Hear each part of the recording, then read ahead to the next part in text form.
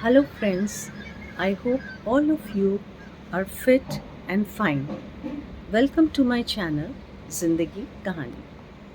दोस्तों, सुबह के 8 बजे हैं और ये मैं वीडियो बिल्कुल रॉ अनएडिटेड बनाने वाली हूँ। मैं एक मेट्रो सिटी में हूँ इस वक्त और पिछले 5 दिनों से यहीं हूँ। दोस्तों, जिस सोसाइटी में मैं रह रही हूँ वो बहुत पॉश सोसाइटी है, लेकिन मैं फ्लैट में रह रही हूँ। जिस फ्लैट में मैं रह रही हूँ उसके ठीक सामने एक बहुत ही बड़ा विला आपको दिखा रही हूँ। अभी मैं आपको दिखाती हूँ, पहले आप उसको देखिएगा। शानदार विला है, ठीक है। ये मैं आपको दिखाती हूँ।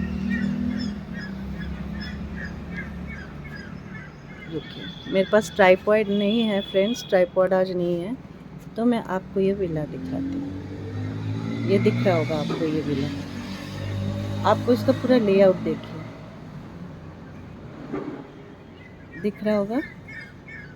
ये नीचे से ऊपर इस तरह से पूरा है ना, बिल्कुल ताजमहल स्टाइल का।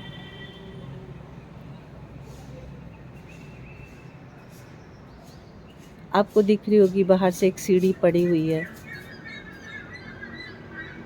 छत में एक डिश एंटीना लगा हुआ है।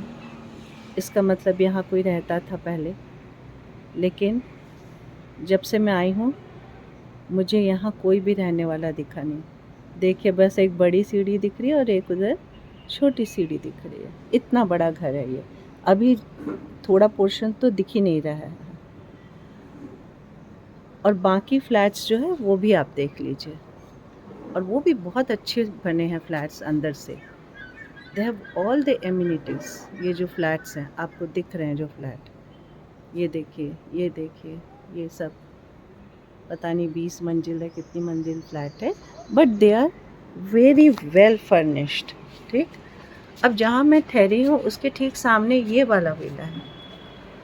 इतने दिन से मैं देख रही हूँ इस विला में कोई भी नहीं दिखा मुझे, कोई भी नहीं। सिर्फ 2 लेबरर्स, झाड़ू, पेंट के डब्बे, सीढ़ियाँ, टूटी कुर्सी। लेबरर्स छत में कपड़े सुखाने आते हैं, बाकी दिन भर कुछ करते होंगे, जो भी रेनोवेशन का कार्य शायद चल रहा है, अंदाज़ तो मैंने यही लगाया। अब यहाँ किसी को पता नहीं किसका घर है, कई सालों से खाली पड़ा हुआ है।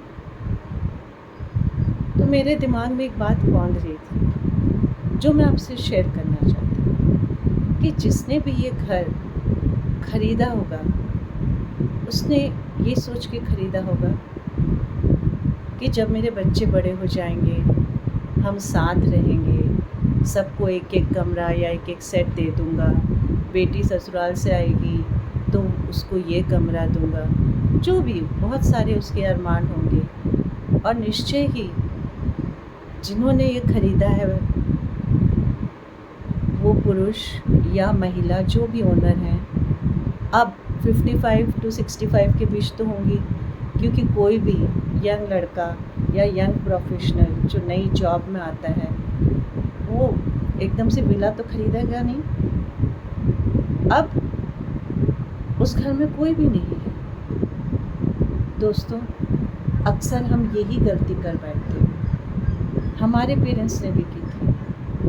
बड़ा सा मकान बनाया, सोचा कि बच्चे हमारे साथ रहेंगे तो सबका अपना अपना कमरा होगा, क्योंकि जब हम छोटे थे तो हम कंपनी के घर में रहते थे। उस घर में भी 3 रूम थे। जिस कंपनी के घर में पापा सेल में काम करते थे वहाँ 3 बेडरूम थे, लेकिन वो भी कभी कभी हम तीनों भाई बहनों के लिए छोटे पड़ जाते थे, क्योंकि जब गेस्ट आते थे हमको गैरेज में भी पढ़ना पड़ता था। हमारा गैरेज था, हम वहाँ जाके पढ़ते थे। तो कहने के मतलब ये है कि उस ज़माने की बात अलग थी।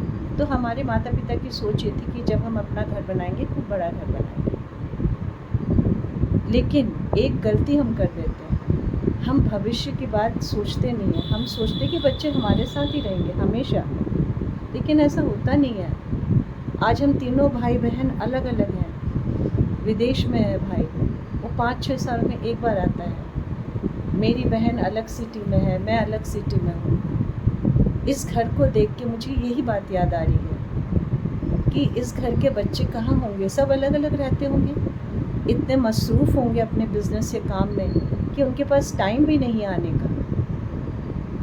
तो क्या फ़ायदा ऐसा बड़ा घर लेने का।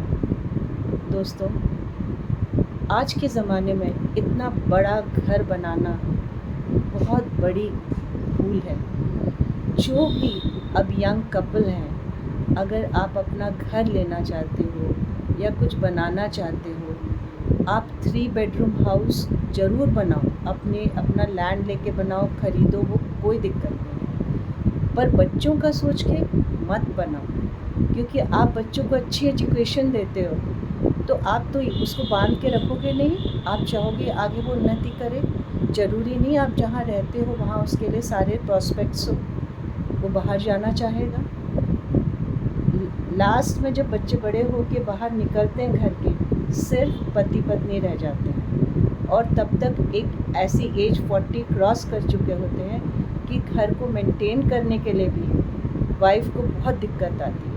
और अगर हस्बैंड वाइफ डॉक्टर हों तब तो और भी मुसीबत है, क्योंकि घर में जैसी साफ़ सफाई आप चाहते हो वो कोई मेड कभी नहीं कर सकती, कभी नहीं कर सकती। और करे भी क्यों, वो तो पैसा कमाने के लिए आ रही है। ऊपर से मेंटेनेंस अलग। आपकी आर्थिक स्थिति बहुत अच्छी होगी, लेकिन मेंटेनेंस करने के लिए आपको कोई व्यक्ति चाहिए जो खड़े होकर मेंटेनेंस करवाए। फिर आपके बच्चे बाहर, और आजकल तो सबके 2-2 या बस 1 बच्चे होते हैं, वो माता पिता के साथ ज़रूरी नहीं रहते हैं। तो आप इससे अच्छा अगर अपने बच्चों के लिए कुछ करना चाहते हैं तो आप ज़रूर करिए।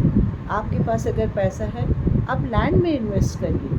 लैंड की वैल्यू हमेशा एप्रिशिएट करती है, लेकिन घर की तो डिप्रिशिएट करती है। अगर आप बड़ा सा घर बना रहे हैं उसकी कोई वैल्यू थोड़ी होती है, उसकी कोई वैल्यू नहीं होती है। और मैं ये पर्सनल एक्सपीरियंस से कह रही हूँ, वैल्यू सिर्फ लैंड की होती है। ये मैंने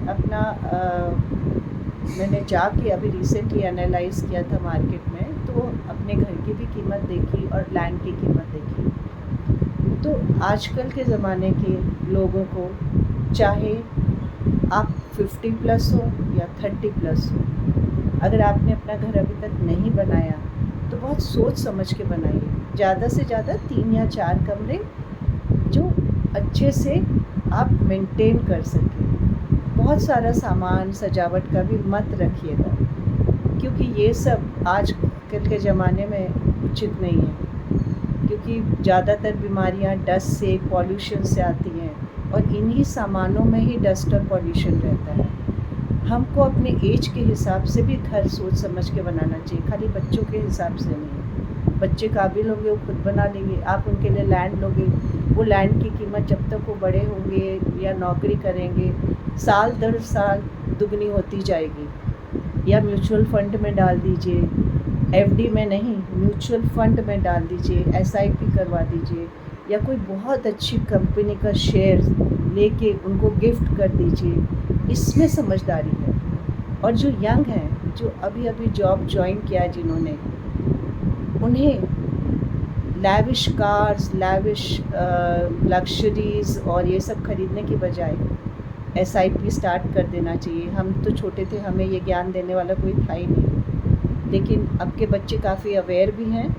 लेकिन मैं देखती हूँ जो मेरे पेशेंट्स भी आते हैं, ज़्यादातर आईटी टेकीज़ होते हैं, आते हैं फॉर्च्यूनर में और पता नहीं कितनी बड़ी बड़ी गाड़ियों में आते हैं, एसयूवीज़ में आते हैं, मर्सिडीज़ में आते हैं, लेकिन अंदर से उनके पास मेंटल पीस है ही नहीं, बहुत दुखी है। और वो कहते हैं हमें कहीं जाने का मन ही नहीं करता, गाड़ी होने से क्या हुआ, we don't like to go for a drive because हम इतना काम करते हैं, हमारा मन करता है हम घर में रह के सोते रहें। तो एंड सबके एक ही बच्चे हैं, तो क्यों खरीदते हो भैया, मत खरीदो। वो कार की तो प्राइस डिप्रिशिएट ही होने वाली है। तो जो यंग प्रोफेशनल्स हैं, जो मनी सेव कर रहे हैं, आप उसको सेव करके इन्वेस्ट करो, वो आपके काम आएगी। कोविड में हम सब ने देख लिया कि अपना एक घर कितना ज़रूरी है, एक सेफ हेवन है जहाँ हम रह सकते हैं। तो एक घर सबका अपना ज़रूर होना चाहिए, पर उतना ही जितना सफिशिएंट हो।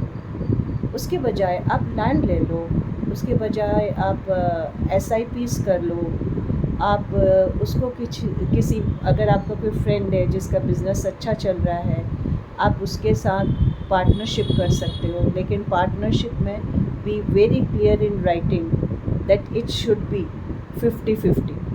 But still, this is the last option. I don't recommend anything in partnership. Rather, you can start your own business, छोटा business. पर घर में इतना वेस्ट मत करना. जो सब अभी मैंने आपको जो विला दिखाया, रात के समय आप अगर अपने कमरे से झांक के देखोगे आपको डर लगेगा. जैसे मूवीज़ में दिखाते हैं ना, भूतहा महल है और किसी राजा का भूत आता है, मैं तो उसको देख के पूरा कहानियाँ इमेजिन कर लेती हूँ. तो उसका कोई यूज़ नहीं है, और भले ही उसकी कीमत आज करोड़ों में है, लेकिन कोई बायर ही नहीं है.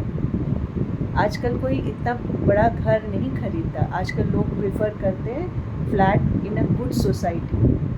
दे agree to pay the rent, बशर्ते उन्हें सारी फैसिलिटी मिलती है. जैसे मैं इस कमरे में बैठी हूँ, आप थोड़ा बहुत मैं आपको पीछे का दिखा देती हूँ. ये सब जितना भी है बनाया मिला हुआ है सब, and every facility is in this flat. आप आके रहोगे तो आपको लगेगा एक अच्छे 5 स्टार की एमिनिटी है. रेंट थोड़ा ज़्यादा है बट फैसिलिटी पूरी है. 1 मिनट के लिए भी अगर बिजली कटती है तुरंत जनरेटर चल जाता है, जिससे AC वगैरह सब चलता है. पानी 24 घंटे. नीचे टेलर भी बैठा है, शॉप भी है, केमिस्ट की शॉप भी है, ज़रूरी डेली नीड्स की शॉप भी है. अगर आपका नल ख़राब है आप फ़ोन करो, तुरंत प्लम्बर आ जाएगा. Isn't it better to rent a flat और बाई सच अ फ्लैट. ये फ्लैट बिक भी जाते हैं, और अगर आप कहीं दूसरी जगह पोस्टेड हैं तो आप इसको छोड़ के जा सकते हो. तो बस मेरी यही गुजारिश है कि जब भी आप अपना घर बनाएं बहुत सोच समझ के बनाएं. Thank you friends, thank you for listening to my views, and please do comment what are your views. Thank you once again.